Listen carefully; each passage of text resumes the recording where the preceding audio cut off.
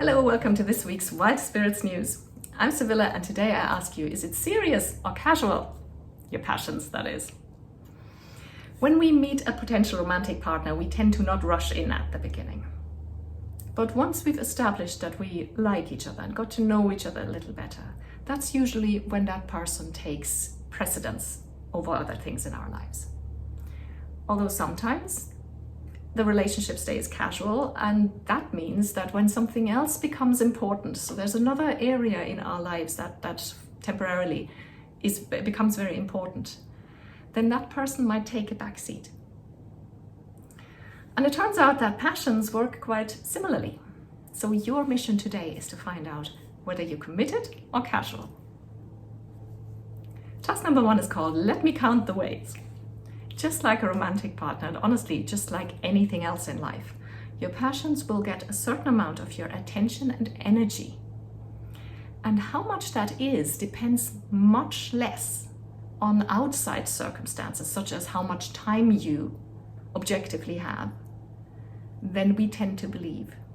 We tend to think, oh yeah, I would if only I had more time. But the truth is that if something is very important to you, you will find the time. And also the money, by the way, that works the same way too. Now, obviously there are exceptions to this rule, but in general, this is a rule of thumb that actually applies. If it's important enough for you, you will find the time.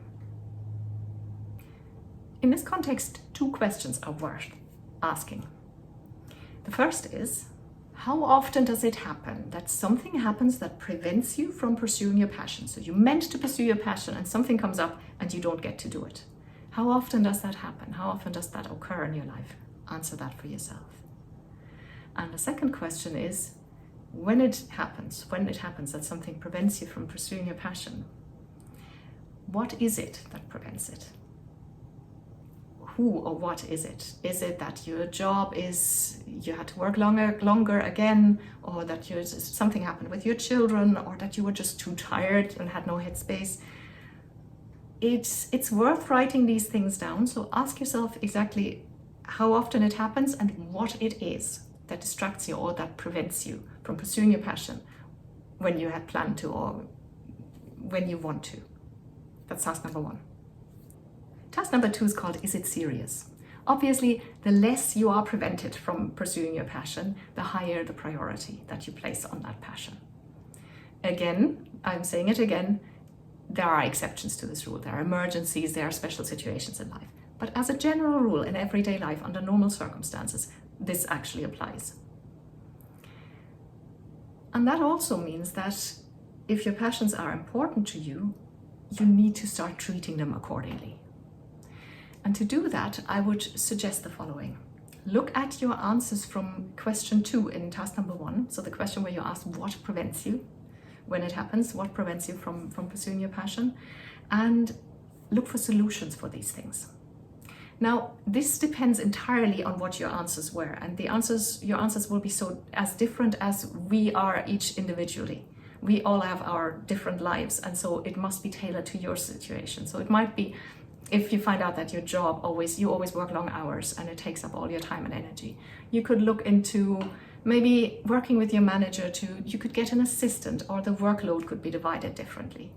In the long run, you might actually look for a different job that takes up less of your energy if it's important enough to you to actually pursue your passion. If you find that you're always too tired to do something, you could look for help with the household, or take your self-care seriously and make sure that you get enough rest, that you'll always have the energy, or at least more often have the energy to pursue your passion, right? So you find a solution that is tailored to your specific need. And then going forward, you implement this solution. And this is obviously where it goes beyond this video. So task number 2 is kind of pointing you to the future. And this is something you're going to have to work on consistently in order to make it happen and to really create that shift, that change in your life. Your passion deserves this chance of getting room and space in your life. They deserve the chance to make you happy, so to speak, like some romantic partners do. When you do that, the joy will follow almost automatically. Which brings me to task number 3, which is, as usual, let me know. Hit the reply button on the email that you got the link to this video with and tell me what you took away from the video. Where are your passions in your life? Are they a priority? Would you like to make them more of a priority? Which steps are you going to take? I'll reply to every email, I promise. And if you didn't get the link to this video in an email, that means you're not part of this Wild Spirits community yet, and you should join us. Go to wildspiritscoaching.com and fill in that little form there.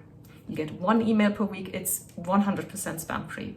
By the way, you can also sign up for the free advent calendar that we'll have in December. So that is, and if you do that, that'll get you Wild Spirits as well. You'll get lots of extra information and articles, recommendations of books and other resources.